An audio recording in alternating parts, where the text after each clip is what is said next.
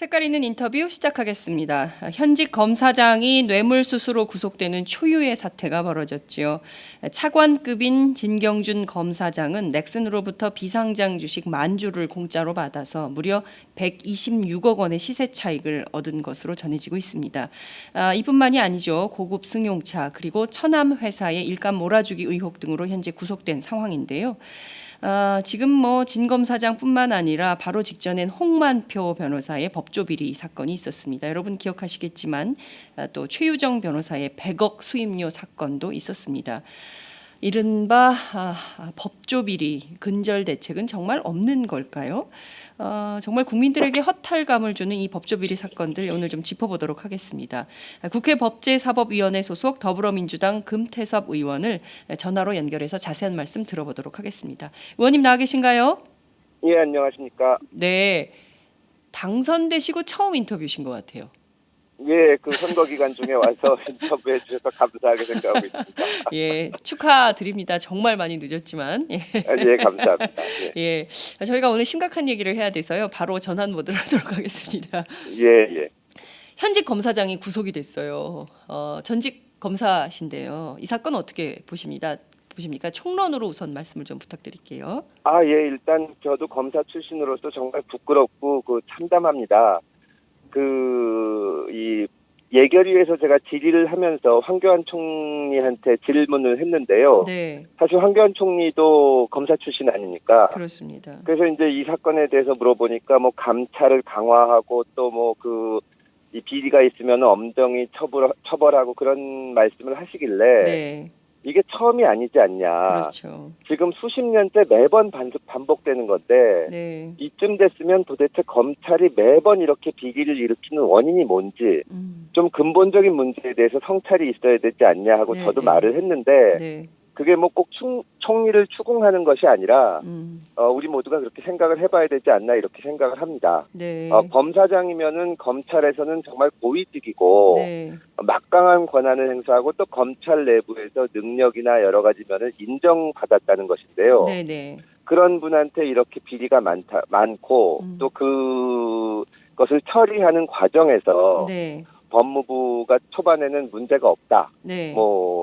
좋은 친구를 둬서 부럽지 이런 식의 반응을 보이다가 예, 그 나중에는 이제 이 검찰에서 고발 이후로도 수사를 미적미적거리고 네. 이렇게 된 것을 보면 정말 이제는 대수술을 해야 될 때가 오지 않았나 이렇게 생각을 합니다. 예, 말씀하신 대로 지금 법무부는 감찰 대상이 아니라고 초반에 얘기를 했고요. 뿐만 아니라 예. 청와대는 아니 자기 돈으로 주식을 사서 돈 번 거를 가지고 그걸 뭐라고 얘기를 하느냐 문제 없다 이런 거였는데요.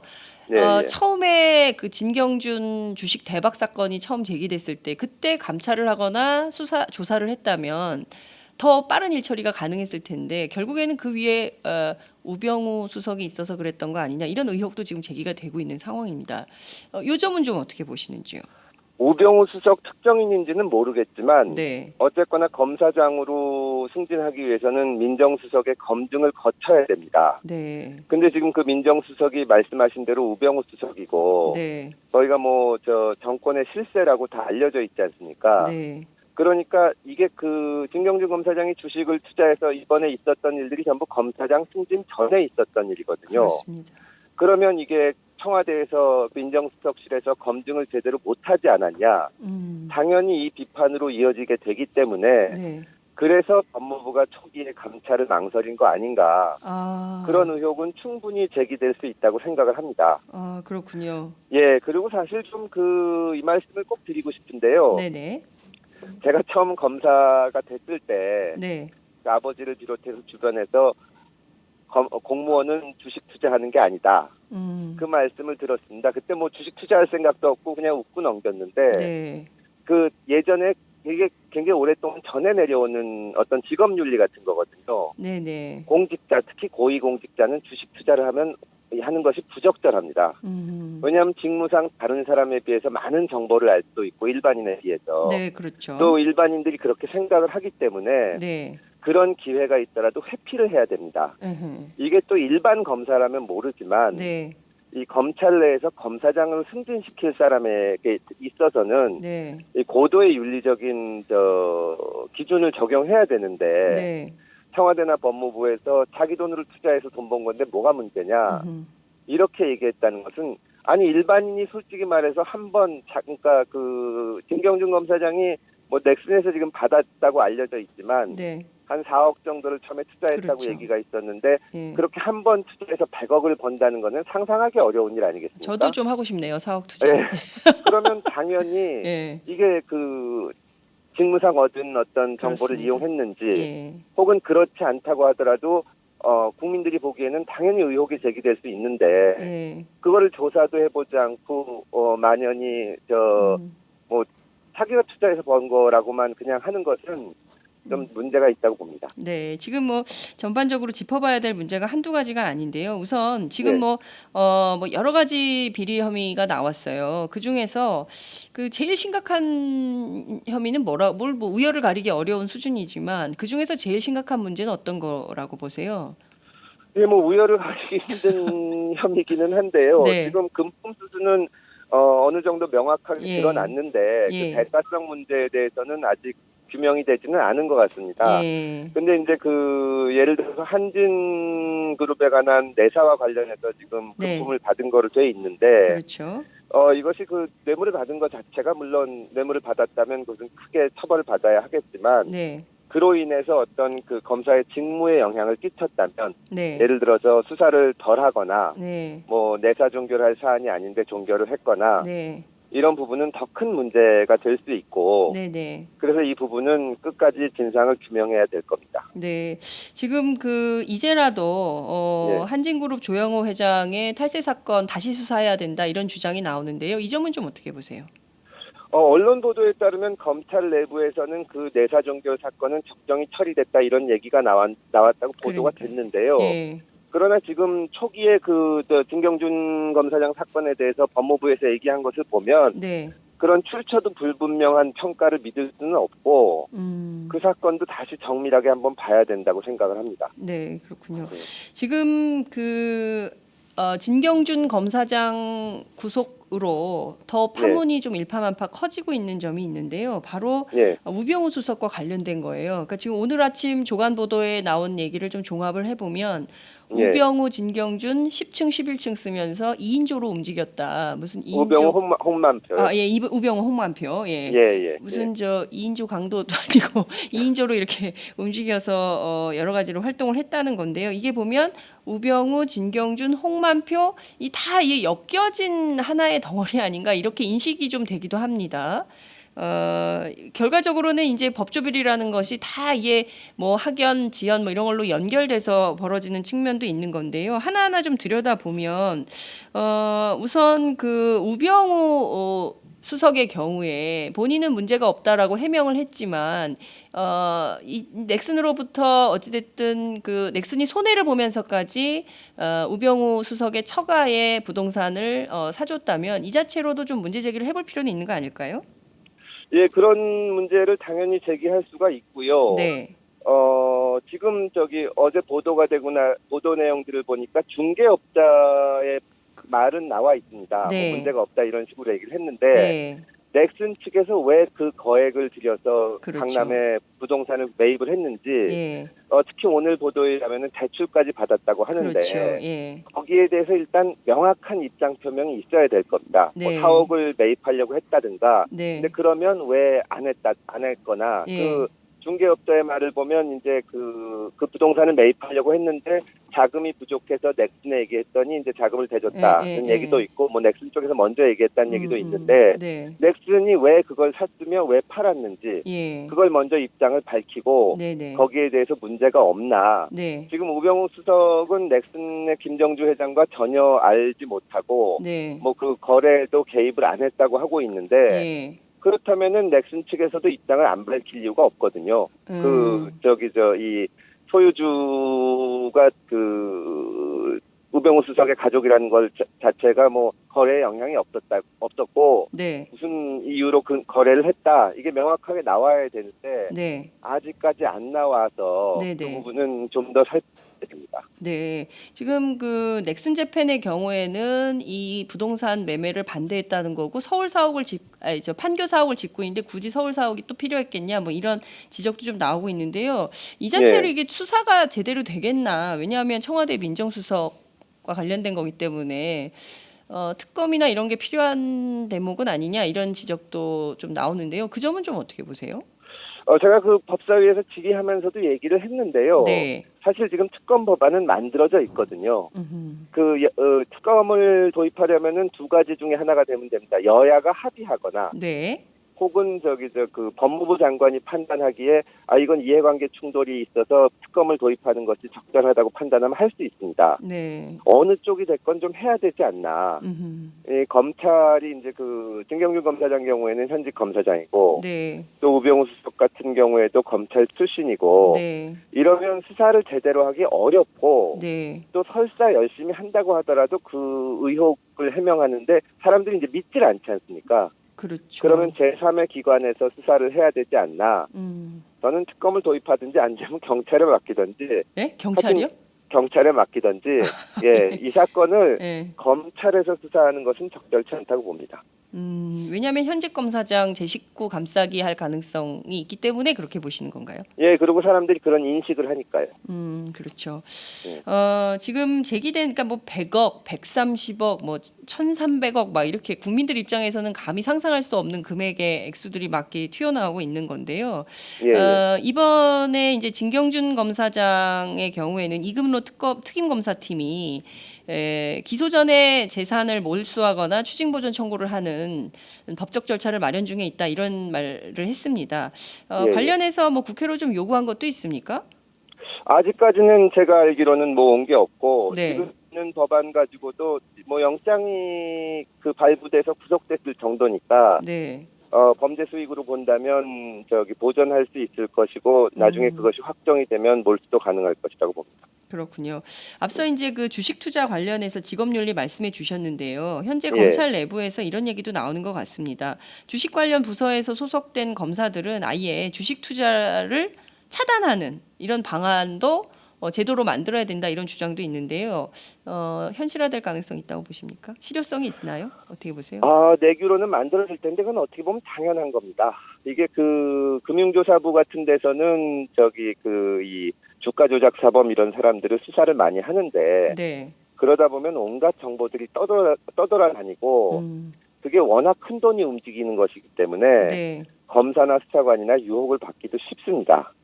그래서 이제 뭐 그 투명하게 검증하는 절차도 필요하지만 네. 기본적으로 이제 뭐 금융감독기관의 직원들은 주식 투자를 못 하게 돼 있거든요.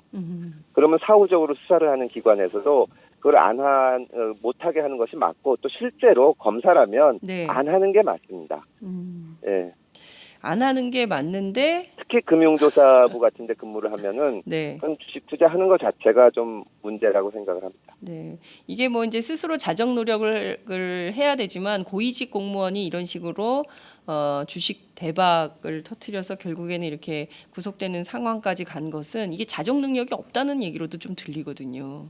예, 제가 봐서도 그거를 지금 자정을 못 하고 있기 때문에 네. 아까도 말씀드렸지만 그 총리가 감찰을 강화하겠다, 걸리면 처벌 강화하겠다 하는 건 수십 년째 똑같은 얘기를 하고 있는 겁니다. 그러니까요. 예, 그거 자정 노력만 가지고는 안 된다는 것이 이제 분명해졌죠. 네, 말씀하신 대로 지금 보면 스폰서 검사, 벤츠 검사, 성접대 법무차관, 뭐 앞서 말씀드린 홍만표 변호사, 최유정 변호사, 진경준 검사장 그리고 또 우병우 수석 의혹까지 이게 뭐 굉장히 수많은 법조 비리가 있는데 아직까지도 고위공직자 비리수사처 같은 제도적 대안은 못 만들고 있어요. 아니 안 만드는 겁니까? 못 만드는 겁니까? 20대 국회에선 가능합니까? 어떻게 보세요? 고위공직자 비리처도 하나의 방법인데요. 네. 근데 그게 계속 막혀가지고 안 되고 사실 특별감찰관 제도도 도입은 됐지만 유명무실하고 특검도 도입됐지만 거의 안 사용되고 있는데 네. 저는 어떻게 생각하면 검사 비리가 생기면 네. 경찰에서 수사하면 된다고 생각을 합니다. 일단. 검사 비리를 경찰에서 먼저 수사를 예, 하자. 왜 그걸 못 하는지 네. 지난번에 그 김광준 부장검 뇌물 김광준. 사건이 있었을 때 예. 그때 경찰에서 먼저 수사를 했습니다. 아. 그러니까 검찰에서 특임 검사를 임명해가지고 그 당시 이제 김수창 네. 나중에 그분이 임명이 됐는데 네. 거의 뺏어오다시피 사건을 가져갔거든요. 그게 왜 뺏어오다시. 그러냐 예. 하면 그때 경찰에서 반발도 많이 했습니다. 예. 그러니까 경찰에서 수사를 맡기게 되면 인정사정 보지 않고 수사가 되기 때문에 네. 그때는 검찰에서 이 어떤 조직을 보호하기 위해서라도 가져와가지고 철저히 수사를 한 겁니다. 말하자면 그 검사 비리가 생겼을 때 지금 그러니까 누구라도 지금 경찰의 수사를 받을 수 있지 않습니까? 그렇죠. 예. 근데 검찰은 문제가 생기면 길을 쓰고 검찰 스스로 수사를 하려고 합니다. 저는 이거는 진짜 문제가 있다고 생각을 하고 네. 또 고위공직처가 이제 제대로 되면 다행인데 네. 지금 많은 특수부검사들하고 얘기를 해보면 네. 만약에 고위공직자 수사처가 생기면 자기들은 거기 가겠다. 그럼 어떻게 보면 검찰청의 특수부가 아하. 사실상 떨어져 나간 거로 되거든요. 아, 예. 그래서 저는 오히려 경찰에 맡기는 것이 그리고 이제 검찰은 수사지만 담당을 하고 예. 이렇게 권한을 분산시키고 예. 그러니까 지금 검찰에 이런 비리가 생기는 근본적인 문제는 저는 검찰이 너무 권한이 세서 강력하니까 네. 말하자면 이 뭐 온갖 데 다 이 개입을 하고 또 이 권한을 행사하다 보니까 사람들 입장에서 뇌물을 갖다 주던지 네. 뭐 김정주 회장 같은 경우도 지금 대가성을 부인을 하고는 있지만 네. 검찰에서 잘 나가고 검찰의 고위직을 차지할 것 같으니까 일단 어떤 혜택을 준 거 아니겠습니까? 네. 그런 요인 자체를 없애려면 네네. 검찰의 권한을 줄이고 이렇게 그 권한을 배분을 해야 되는데 네. 지금 약간 고위공직자 수사처를 만드는 것은 검찰보다 더 강력한 기관을 만들어서 이걸 하게 한다는 건데 저는 그거는 고위공직자 수사처 그러니까 민주주의에서 어떤 제도를 설계할 때는 네네. 이 어떤 기관이나 개인에 대한 신뢰보다는 네. 불신과 권력에 대한 견제가 기본 원리가 되는데요. 고위공직자 그 수사처를 만들어서 거기가 무슨 암행어사 방문수처럼 검찰을 비롯한 공직자 이 고위공직자들 잡아내라고 보는 것은 네. 저는 실제로 그렇게 될지 좀 의문이고 차라리 경찰에 수사를 시키면 네. 경찰들은 검사들 인정사정 없이 수사할 겁니다. 차라리 검경 수사 분리를 해서 제도화하는 것이 훨씬 더 실효성이 있을 것이다. 검사들 비리에 대한 수사는 이런 입장이신 그렇죠. 거죠. 그리고 경찰도 물론 이 권한남용의 소지가 있지만 네. 그 검찰의 수사지휘권을 명확하게 해주면 네. 상호 견제가 돼서 네. 그런 염려도 없고 특히 검사들의 비리는 경찰에 수사하는 것이 저는 답이라고 봅니다. 아, 그렇군요. 그러면 그 제도적으로 만드는 게 사실 경찰에서 수건 사업이잖아요. 수건 사업인데 경찰은 수사지휘 자체를 안 받겠다는 의견이 있어서 저는 그것도 말하자면 지금 검찰 가지고도 국민들이 골치가 아픈데 네네. 이게 경찰을 검찰처럼 만들어 놓으면 골치 아픈 게 두 개가 되니까 경찰은 계속 수사지휘를 받도록 하고 검찰은 수사지휘를 하면서 직접 수사도 하거든요. 네, 그렇죠. 직접 수사권은 없애야죠. 경찰은 직접 수사만, 검찰은 수사지휘만 이렇게 권한을 나눠 놓으면 남용의 소지가 줄어든다고 생각을 합니다. 예, 좀 이렇게 구분해서 봐야 될 것 같은데요. 우선 진경준 검사장 사건을 비롯한 여러 가지 이 법조 비리에 대해서도 제대로 된 수사가 안 된다면 국회 차원에서의 뭔가 국정조사라든가 뭐 청문회라든가 이런 것은 또 필요한 거 아니냐 이런 측면이 그것도 그렇고 여야가 합의하면은 당장 특검을 도입할 수 있으니까요. 네, 그런 지금 노력이 있어야 할 것이라고 생각을 합니다. 법사위 차원에서 특검에 대한 논의는 좀 진도가 나가고 있습니까? 어느 정도로 의견이 모아지고 있나요, 여야 간에? 아직까지는 나오지는 않았고요. 네. 이제 진경준 검사장이 구속된 지가 얼마 안 됐는데 네. 당내 논의부터 시작해서 논의를 좀 해야죠. 네, 이게 지금 홍만표, 진경준, 우병우 수석까지로 확산되는 법조비리 사건이 있기 때문에 이 부분에 대해서는 국회 차원에서 반드시 뭔가 액션이 있어야 되지 않을까 싶습니다. 저도 그렇게 생각합니다. 일각에서는 이 비리 법조인 말이에요. 이렇게 갔다 온 다음에 그 다음에는 또 얼마 있다가 쓱 변호사 개업해가지고 또 그냥 사는데 문제 없이 이렇게 된다. 이게 사실 그 변호사 개업 금지를 해야 되는 거 아니냐 이런 주장도 대한변협에서는 좀 제기를 하는데요. 이 점은 좀 어떻게 보세요? 그럼 변호사회에서 등록을 안 받아주면 되는데 이 예전에는 이제 그 법조인 수도 적고 이제 그 동료 의식이 있어가지고 상당히 뭐 관대하달까 이렇게 받아줬는데 네네. 지금은 예전과는 다르고 네. 또 좀 더 엄정하게 가야 된다고 봅니다. 사실 이렇게 형사처벌을 받거나 하는 것은 네. 선진국 같은 곳에서는 당연히 그 변호사 자격이 박탈이 되거든요. 아. 예, 근데 그렇습니다. 그런데 우리나라는 변호사 자격 이거를 좀 엄격히 구분하는 법률 조항이 좀 포함돼야 되는 건 아닌가요? 뭐 근데 그거는 이제 법률보다는 변호사협회의 그 어떤 결정으로 이제 뭐 재판 결과를 법으로 정해놓을 수는 없는 거니까요. 아, 근데 뭐 이건 딴 얘기지만 예를 들어서 저기 그 예전에 강용석 변호사가 기자를 무고하고 무고죄를 예, 유죄를 예, 받았는데 예, 그때 예. 그쵸. 변협에서 예. 1,500만 원 벌금을 물렸거든요. 예. 근데 무고라는 거는 말하자면 자기 책임을 벗기 위해서 다른 사람을 형사처벌시키려고 거짓말을 한 건데 네네. 이런 거는 당연히 그 자격 박탈 사유입니다. 음. 근데 이걸 보면 변협에서 너무 물렁물렁하게 하니까 네. 이게 법조 전체에 대한 신뢰가 떨어지는 것이고요. 네. 변협에서 더 엄정하게 해야 된다고 봅니다. 네. 알겠습니다. 오늘 말씀 네. 여기까지 듣겠습니다. 예, 고맙습니다. 감사합니다. 예. 네. 지금까지 더불어민주당 금태섭 의원과 함께했습니다.